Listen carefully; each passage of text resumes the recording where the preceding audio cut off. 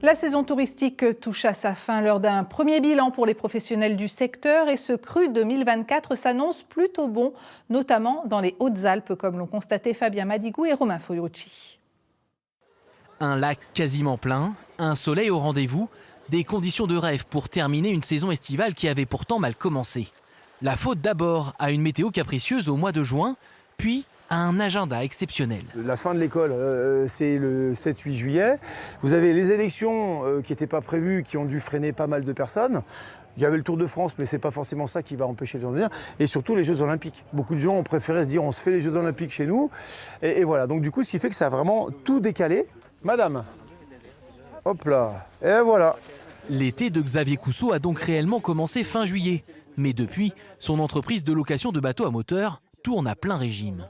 Eh ben bonne balade messieurs, dames, et à tout à l'heure alors. Hein. À quelques encablures des pontons, le camping municipal de Chorges commence à peine à se vider après un été bien chargé. Départ quand? Demain ou après-demain? Après-demain Mardi matin. Voilà.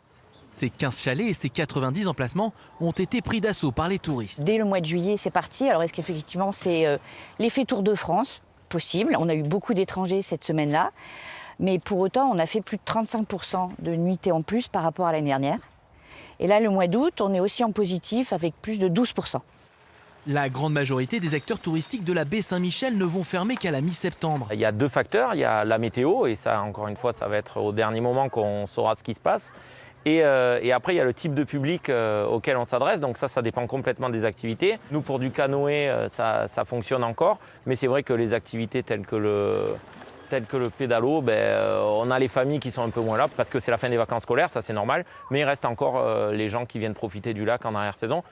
À l'année, la destination Serre-Ponçon représente 200 millions d'euros de retombées économiques, dont 70% sont faites en été.